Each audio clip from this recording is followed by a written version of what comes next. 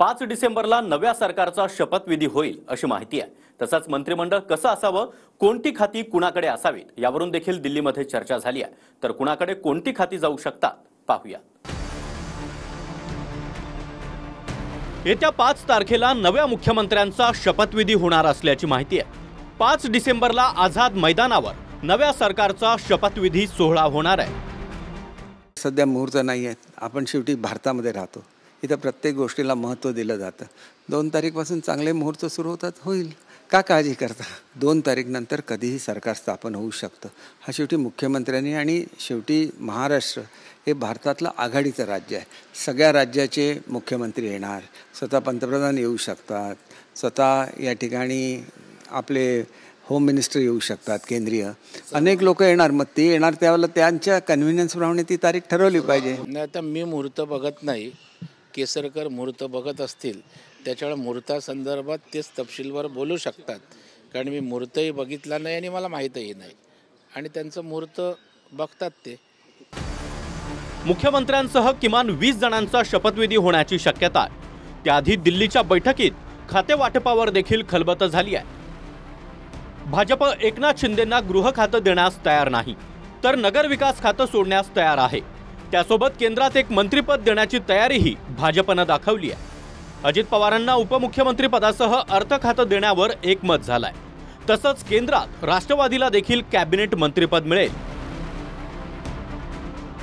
भाजपच्या वाट्याला कोणती खाती जाऊ शकतात त्यावरही एक नजर टाकूया। देवेंद्र फडणवीस स्वतःकडे गृह खातं ठेवणार आहेत।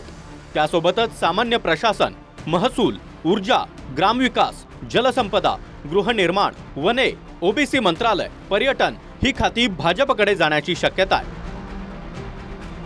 शिंदेंच्या शिवसेनेला कोणती खाती मिळू शकतात तेही पाहूया। नगरविकास, सार्वजनिक बांधकाम, उद्योग मंत्रालय, राज्य उत्पादन शुल्क, पाणी पुरवठा, आरोग्य, परिवहन, शिक्षण आणि सांस्कृतिक विभाग। जे धाडसी निर्णय मान्य शिंदे साहेबांच्या नेतृत्वाखालच्या महायुतीच्या सरकारने घेतले, त्या पार्श्वभूमीवरती महाराष्ट्रात महायुतीला एवढं मोठं प्रचंड यश मिळालेलं आहे।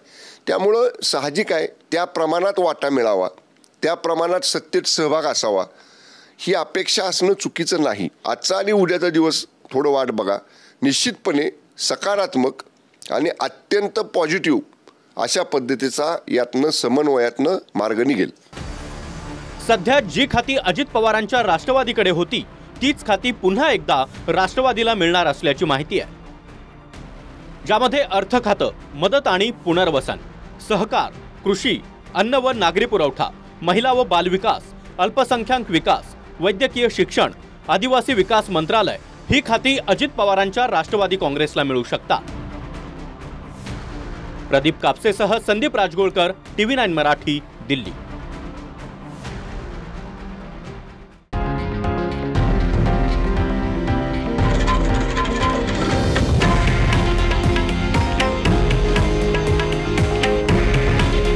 हे आहे देशातील नंबर 1 न्यूज नेटवर्क आणि आपण पाहत आहात TV9 मराठी।